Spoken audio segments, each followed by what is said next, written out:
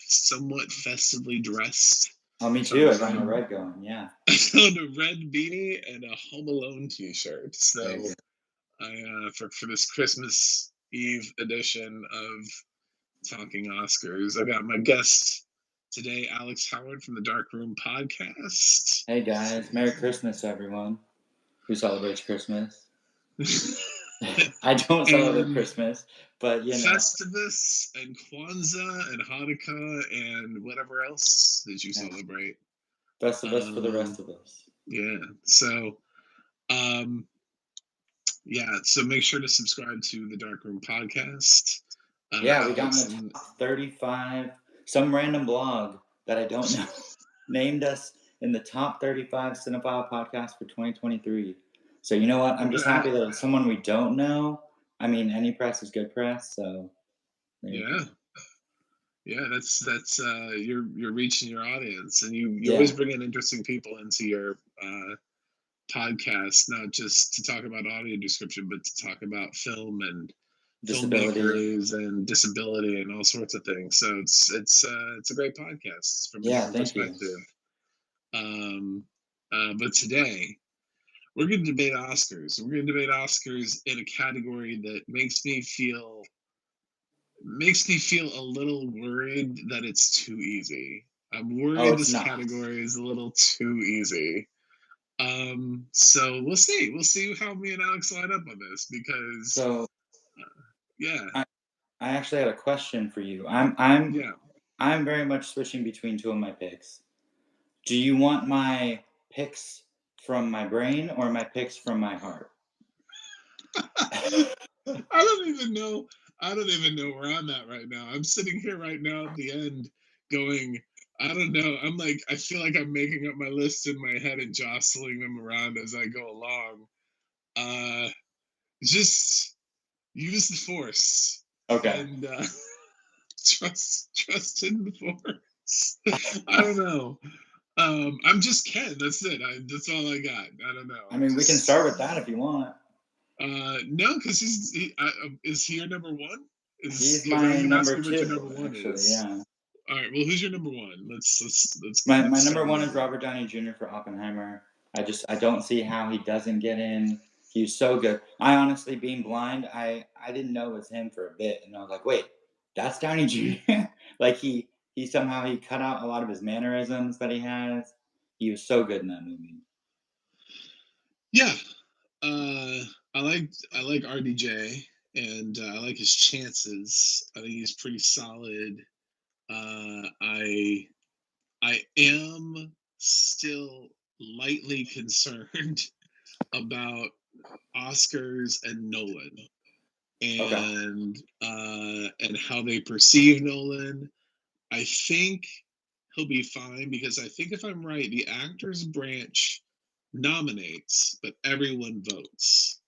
So the way everybody gets into their categories, that's what we're seeing with the shortlists, is that those are those branches that they pick their people. And I do believe that the actors branch will pick the five that end up getting nominated. But then I think all the Academy members vote across the board. I think that's Hmm. what that is. So I'm thinking actors like Robert Downey Jr. and they'll vote for him. But the Christopher Nolan effect at the Oscars does bother me. The fact that the only actor who's ever gotten in has been Heath Ledger. And if we're being honest, he was helped a lot by that being posthumous. So, To be fair, though, I yeah, don't think many of his other movies has been like an Oscars acting showcase like this one was. Like a lot of his other movies have been like special effects spectacles and war scenes and things like that. But this seemed like an acting class dream, you know? true. But I think like if you go back before The Dark Knight, there could have been like an argument for Insomnia, for Mm. example.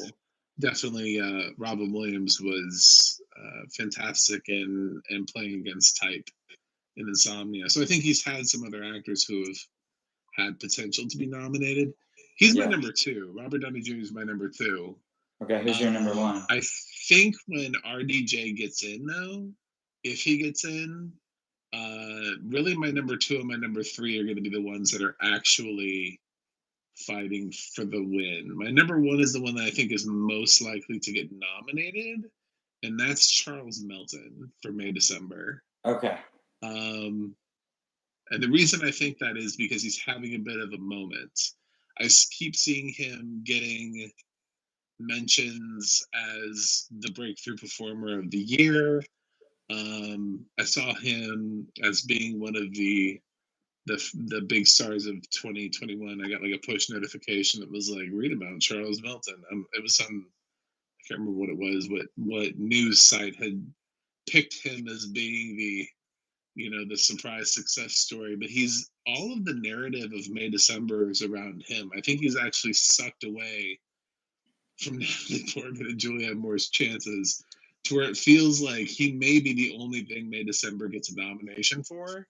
But I think it's going to happen for him. I think he feels like this thing where everybody's rallying behind him. He's won a ton of Precursor awards, so the exposure out there for him is really high. I think so. Yeah. He is my number 4. If it were up to me, he would win this award. I absolutely love his performance. He was on Riverdale. How did this guy I know, from right? I was like, that's Reggie from Riverdale? Yeah. What is happening in his life? I'm like, what is going on? Who knew he had these acting chops? Like, I loved his performance so much. I love the movie a lot too, but like, the last scene where he gets upset on the bed is like so good. I think, I honestly, if this were just based on a pure performance, I think it's between him and another person I'll talk about later. But yeah, the whole movie, huh? Unlike everyone else in this category, I would say the movie hinges on Melton. Oh, because 100%. Everything about how you interpret the film, because people are interpreting it differently. There's some people that think this is a comedy. Other people think it's not a comedy. Are there people that think it's a comedy besides Golden Globe voters?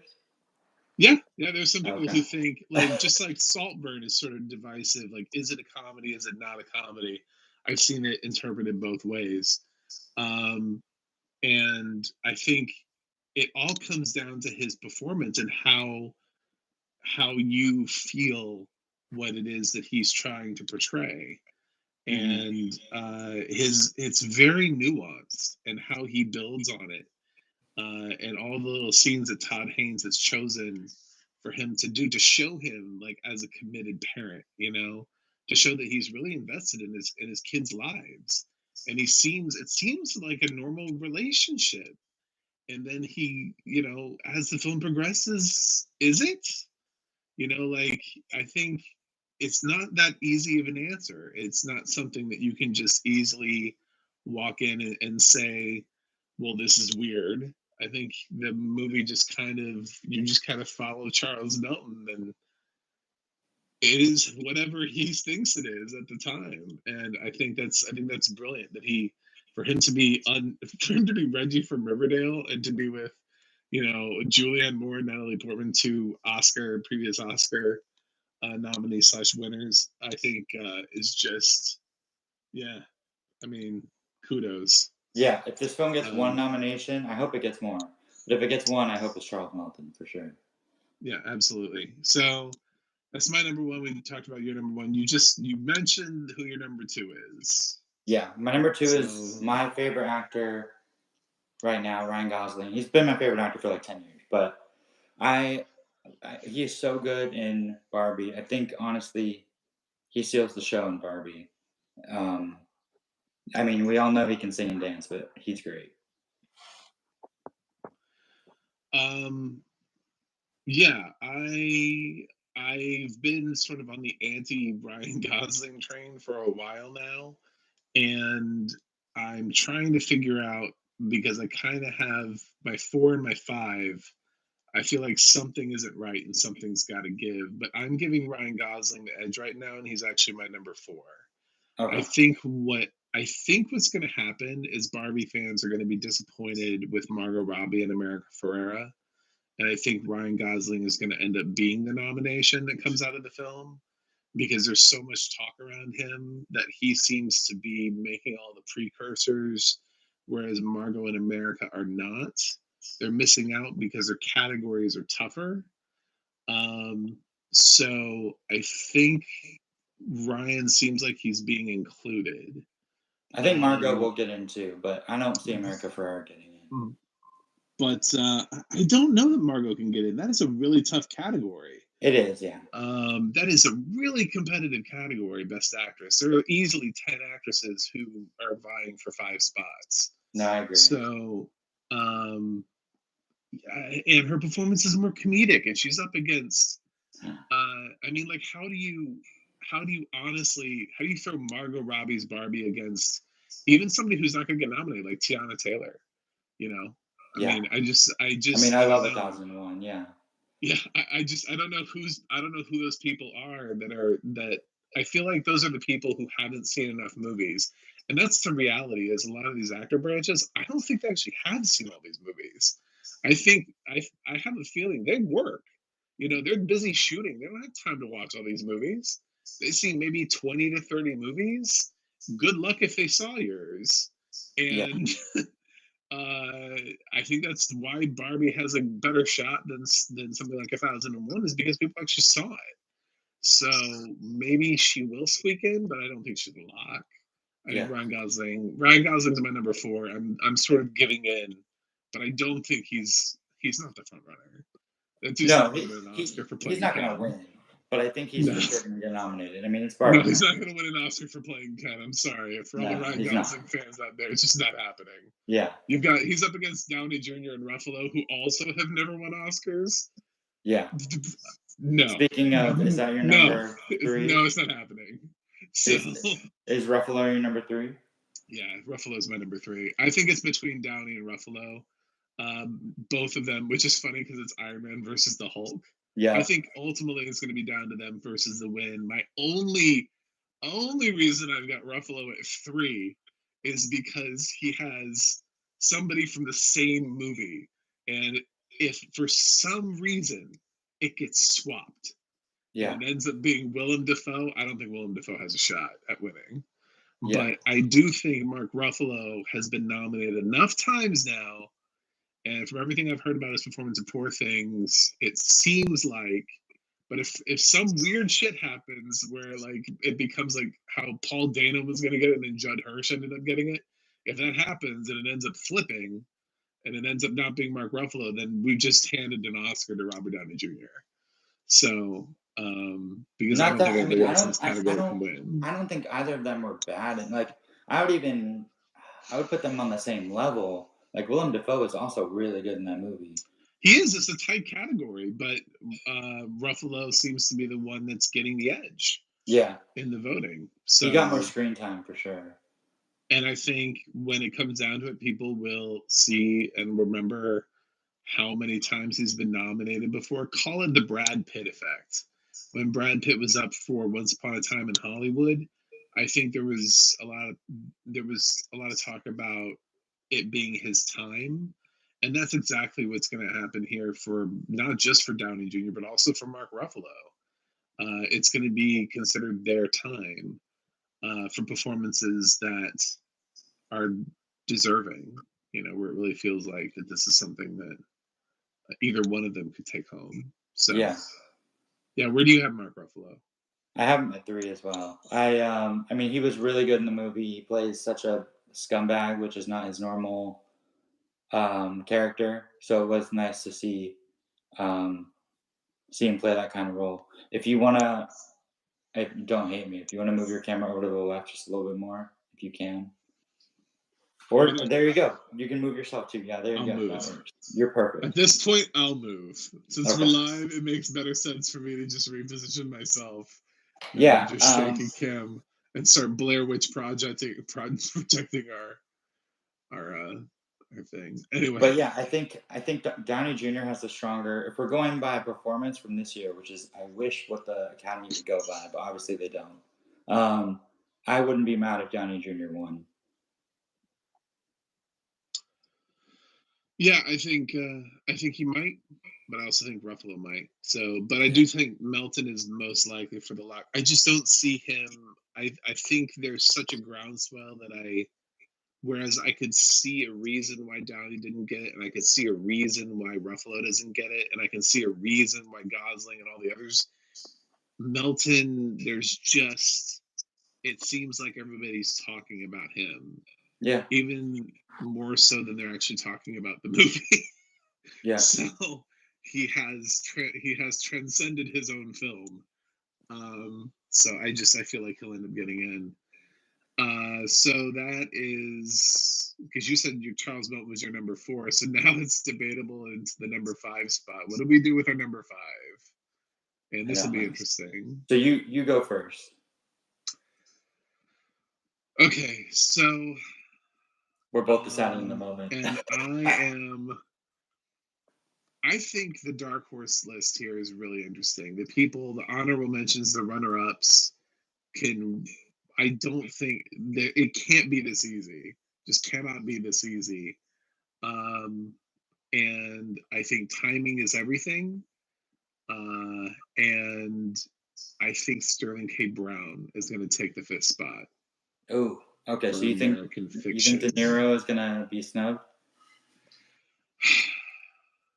De Niro has that. What is it? His assistant or whatever that's now out there making complaints about him. He had his speech, which will be well received by a handful of voters. His speech that he made at the Gotham Awards, which he read anyway and recorded so that everybody could understand the totality of what he said. He is very anti-Trump. He is consistently, when he's campaigning, he is politicizing the shit out of his role. And I don't know that that's going to win everybody. And the problem with Killers is it opened in October. It did okay. I don't know when Apple's planning on dropping it, but I'm going to assume it's probably going to be during the voting window to make it easier on people, probably in mid-January. On Apple Plus, so they don't have to send 1 billion screamers to people. But I don't know. There's just some other things that are going on with him. I think he got left out for The Irishman. He hasn't won an Academy Award since the 80s, which is shocking. It's just like, yeah, I think Sterling K. Brown coming in with American Fiction, which is just now gaining steam, he may end up stealing that spot. He's never been nominated. He's a well-respected actor. He's been doing really well at the Emmy Awards and Golden Globes before. Maybe this is his time to get an Oscar nomination. So I saw American Fiction yesterday. Sterling K. Brown is very good in it. I would not be upset if he got a nomination. De Niro was good in Killers. I think, but he's always good. Just like with DiCaprio. DiCaprio's always good. I don't think De Niro did anything in Killers that he hasn't done before. Yeah. So this is where I'm gonna go with my heart on this one. And I'm actually one of my favorite movies of the year. I don't think this has a chance, but I'm gonna go with Glenn Howerton for Blackberry for number 5. I so wanted to. I'm so proud of you. So much. And I want it to happen so bad.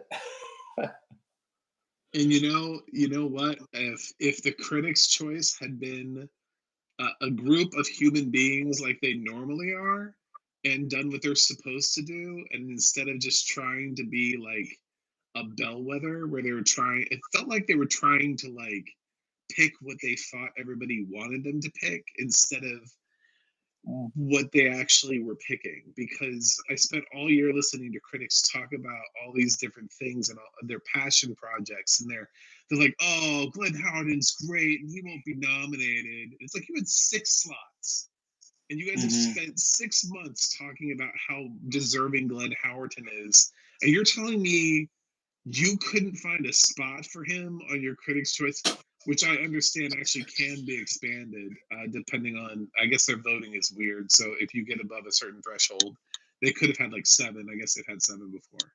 So yeah, they didn't get Glenn Howerton. They didn't get Tiana Taylor. They didn't get Rachel McAdams. Like all these people that they've been really passionate about saying that all these performances are deserving and they won't be nominated.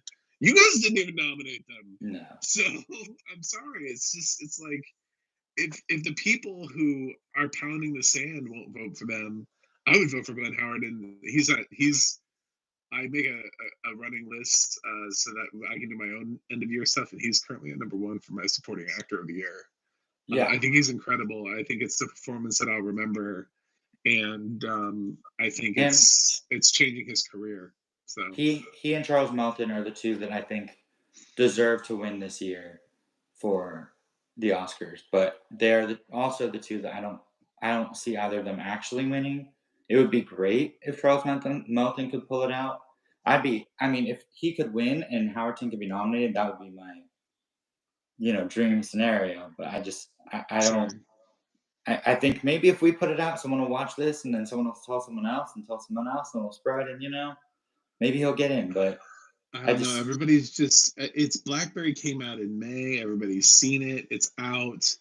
The problem is IFC doesn't campaign films. They had such a strong documentary that couldn't make the cut for documentary feature. Lakota Nation versus United States is such an obvious documentary choice, and it didn't make the cut. And I honestly believe it's because IFC just doesn't campaign.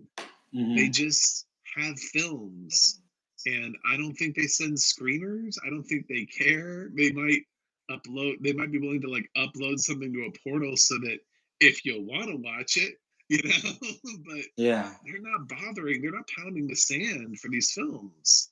you're And you're a part of Film Independent. Is BlackBerry on the list for screeners they're sending or no? yeah, it is. Okay, And from what I remember, yes, because BlackBerry is on. It's that's a where I very think he'll weird win. list Maybe. because like some things from some studios are on there, but then other things from other studios are not. Like A24 put like past lives, but not zone of interest. Like they're hiding some things, but not other Hmm. things. So some of the stuff that's already out there is they're like, yeah, I mean, why not? It's on AMC Plus.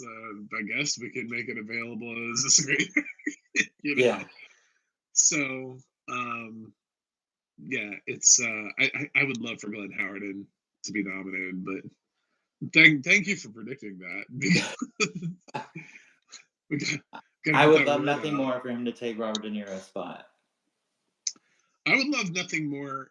I'll be 100% honest because he is my number 1 of the year. I would love nothing more than for him to take anybody's spot. Yeah, I don't actually care. Like if I looked at the list that we just predicted and somebody was missing, but it was Glenn Howerton that took the spot, I wouldn't care. I didn't care who it is. Downey, Mark Ruffalo, Ryan Gosling, Charles Melton, Robert De Niro, Sterling K. Brown. I don't care. If it's yeah, Glenn Howerton, I will not care. Anybody else, I'll care. But if Glenn Howerton takes that spot, I don't care who they leave out. I yeah, will be happy. I'll be like, fine, Downey Jr. misses for the okay, but Glenn Howerton's in. That yeah. doesn't make any sense, but I'm happy for it. It's Also, that yeah. movie deserves more attention than it's gotten. Like, I don't think many people saw it. No, it's a great film. It probably will be in my top 10 for the year. I Me love too. it. Yeah, Can't wait to watch it again. Yeah. yeah, Anyway, so honorable mentions. Obviously, we have some. I guess we can break down into that. So for me, in the 6th place spot, I'm playing it safe by saying that Robert De Niro is the number 1 honorable um, mention that could swipe in or swap into my list. Who would you say is the next closest on yours? yeah. So I have De Niro at 6, and then I have Sterling K. Brown at 7. Yeah, I would do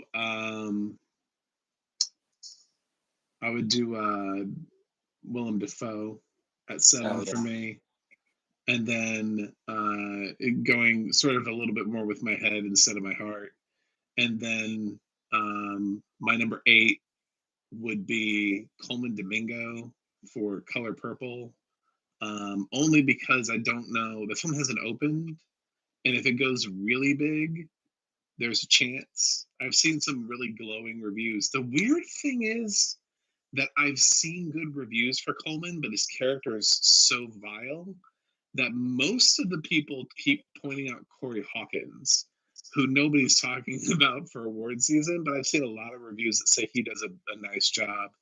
I think Coleman may be playing a character nobody wants to give an award to.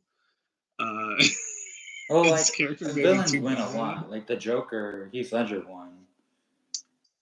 Yeah, but I don't know. I think he's abusive. You know what I'm saying? Like Oh it's yeah, a different it's kind different. of villain. Yeah, There's I hate to say that the Joker is a fun villain because he yeah, he is spoils though. people, but he's different than watching somebody be like a wife Yeah. beater. You know, Same with it's like No just Country for Old Men. yeah, and like an Yeah, assassin is still different. Like we have tiers of what's acceptable on screen. yeah, It is weird though that like Cannibal is higher with Anthony Hopkins for yeah. Silence of the Lambs is higher than wife beater. I don't know. It's weird, but yeah, I think I don't know about Coleman, but he's having a year and he gets to campaign two films at the same time, so he's my eighth. I don't know. Did you go beyond seven or? What about So I mean I would have Coleman Domingo as well at 8. I haven't seen. I'm going to see Color Purple on Tuesday, so we'll see.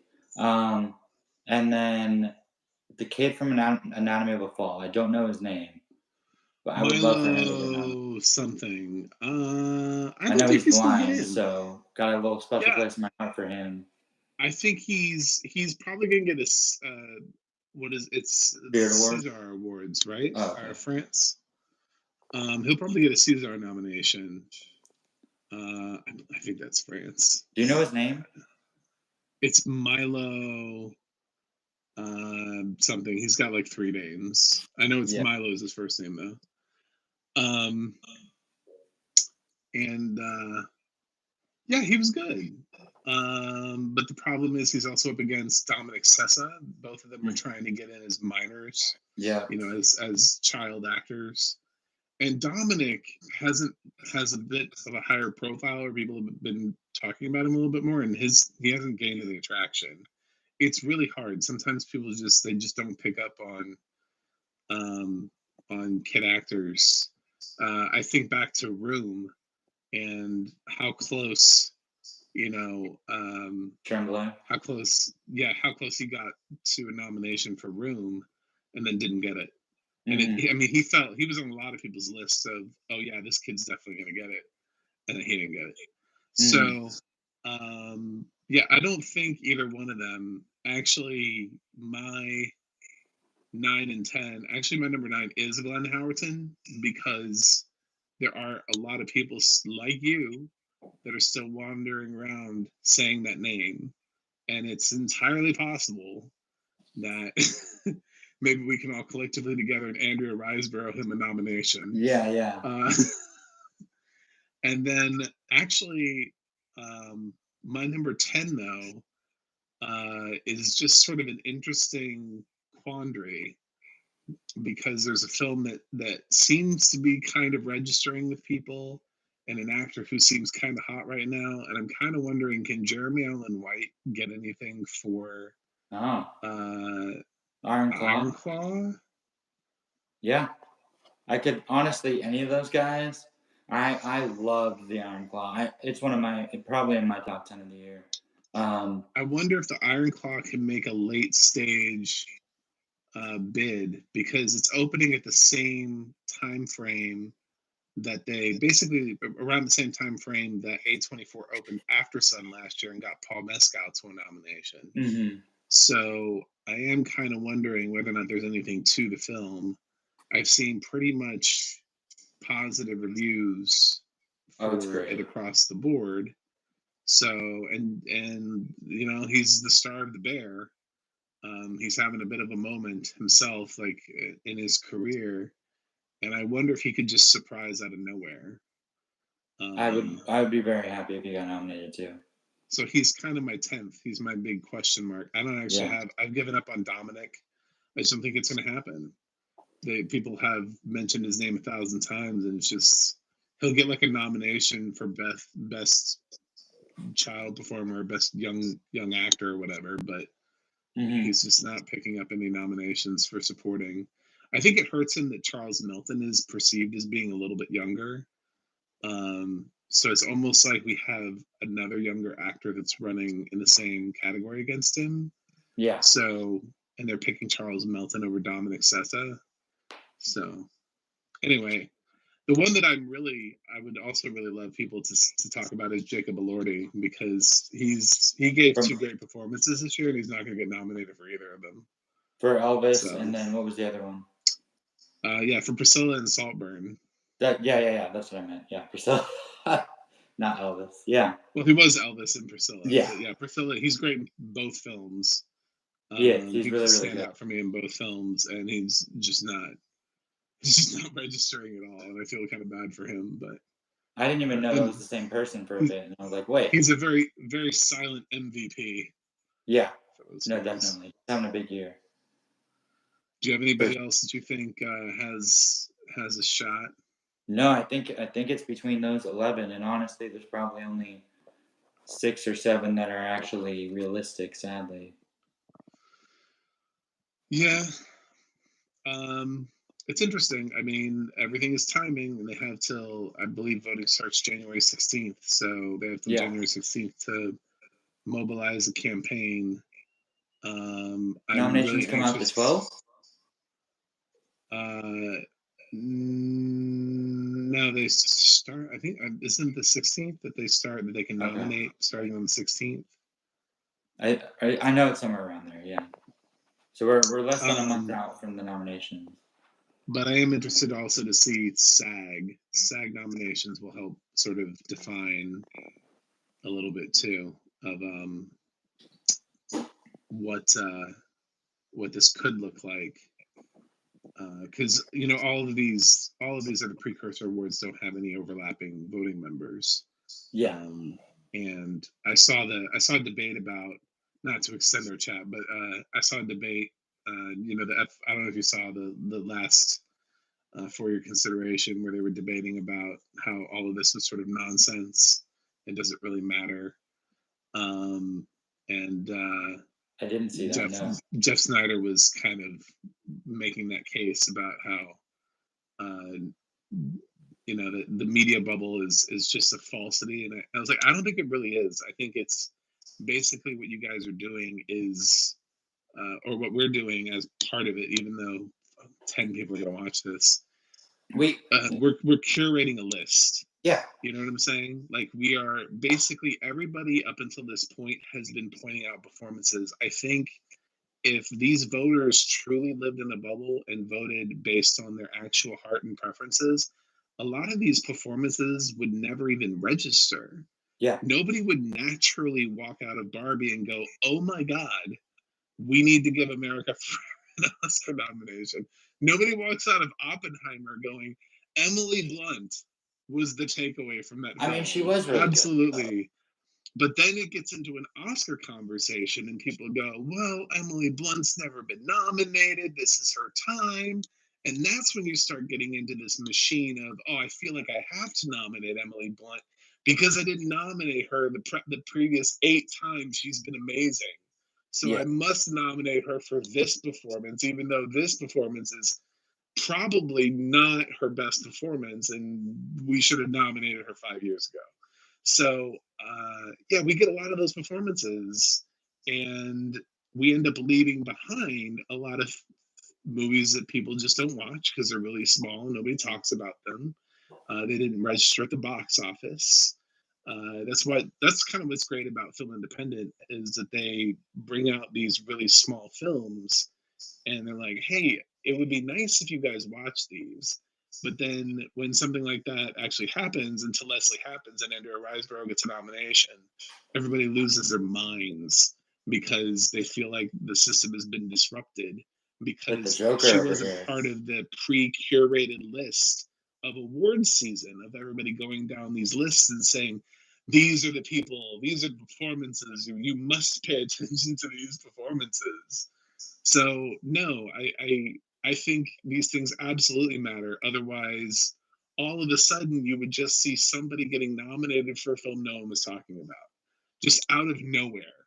You know, it would be a performance, not even somebody who we were considering a dark horse. It would be the most random nomination. Yeah. Just like out of the darkness came, somebody from that film, and you'd just be like, "What?" Like when the Gotham Awards announced that Lily Gladstone won for the Promised Land, and Hmm. everybody was like, "What is that? What is this film?" And it brought more attention to that film. It would be like that. Like people would actually vote for films instead of campaigns. Yeah. But this is all part of the campaign, you know? So, No, I definitely think these shows matter because, you know, I think a lot of times people will vote on, oh, if they think, Emily Blunt's gonna have a better chance than their favorite one, and maybe Emily Blunt in their mind is like their second or third favorite, they'll vote for Emily Blunt because they've been hearing that name a lot. So yeah, they're not gonna vote for somebody that has no traction. Like yeah. I just voted in Gold Derby's Film Awards, and there were people and performances that I like this year that are really high up for me. As an example, had I been allowed to, I would have voted for Dar Salim for The Covenant. I thought he was fantastic in The Covenant. His performance, no one is talking about, Hmm. but Is that the one with Guy Pearce? Wait, what's the cover? that's the Jake Gyllenhaal one That's right. That's right. That's where right. Okay. Yeah. yeah, his translator drags him like Yeah. halfway across Afghanistan, That's a great and Dar movie. Salim plays the translator. Yeah. And I thought he was first of all, that movie surprised the hell out of me. Oh The yeah. best It's a thing Guy great movie. Ritchie's done since like Snatch, and no one is talking about it. No one's talking about Dar Salim. I was kind of hoping maybe he would pick up like a campaign sort of out of nowhere, like Barka Dabney did for Captain Phillips. Where everybody was like, I don't know who this dude is, but he was great. I am Yeah. the captain now. So, um, yeah, it's no, he's not even on the list. I can't even vote for him in that award. So it's all about curation. So if I was an Oscar voter, I would feel like at this point that if I did love Dar Salim in The Covenant, I wouldn't be able to vote for him because I would be the only one. I'd feel like that's a wasted vote. I'm throwing away my vote, Yep. you know. So I would want to vote from at least a list of the 10 or 11 possible names, the names that I've heard. Maybe not necessarily the locks, but the ones that at least other people might be voting for. And if there are any voters And watching, vote for Glenn Howerton. just please vote for Glenn Howerton. He is the wild card of the year Oh yeah. in this category anyway. I would say he's the wild card of supporting actor. Rachel McAdams is probably the wild card of supporting actress. Probably Tiana Taylor is a wild card of actress, and for actor, Actor's pretty set in I stone. don't know, Zac Efron probably at this point, to be totally honest. Who? Zac Efron for the Iron Claw feels Oh like yes, is the please. I mean, yeah, I would love that, but I don't think that's but gonna happen. I'm like, he's a real actor now. Like, not that he wasn't before, but he's so yeah. good in it. You're like, okay, I can, I see your potential now. Well, if Adam Sandler couldn't get it for Uncut Gems, I don't think Zac No. Efron's getting it this year.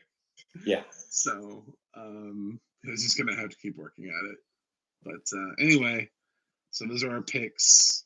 We didn't really come to a consensus. We kind of have a consensus top four. Oh yeah, we and definitely. Yeah. And then we kind of have either one. Like he went with Glenn Howerton, I went with Sterling K. Brown. Interestingly, we both left off De Niro. So I don't know what that means, but I was prepared to say if you had said De Niro for your 5, I would have agreed with you because I was like, because that was my head pick and Glenn Howerton was my heart pick. So I was like in the moment deciding what I wanted to do. Well, in the moment, I was going back and forth between Ryan Gosling and Robert De Niro, and I gave the edge to Ryan Gosling for staying in the category. But I feel like Sterling K. Brown has momentum, Mm, and I think maybe De Niro has the least amount of momentum, and actually maybe even something working against him. yeah, So um, yeah, so we'll see.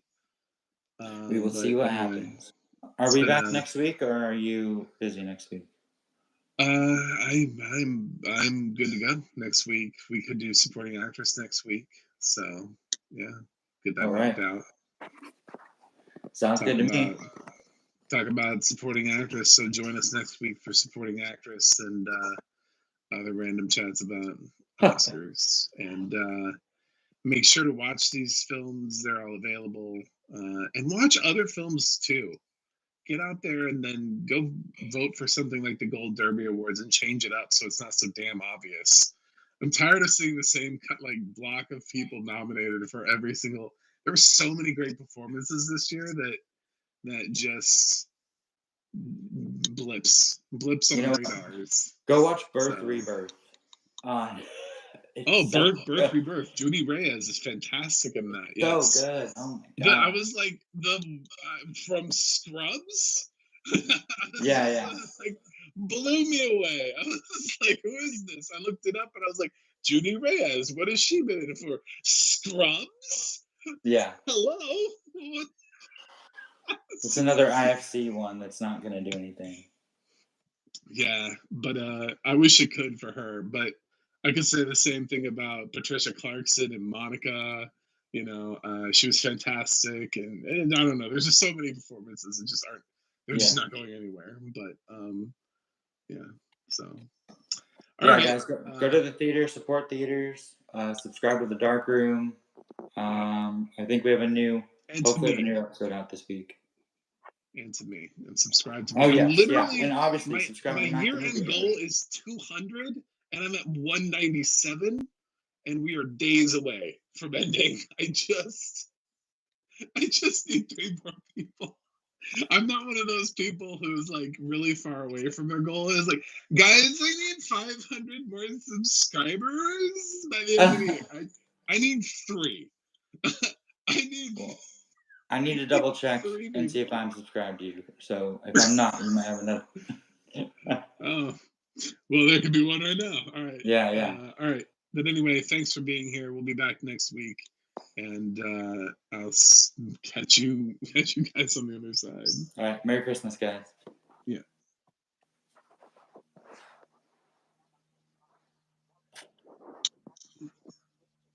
I don't know how.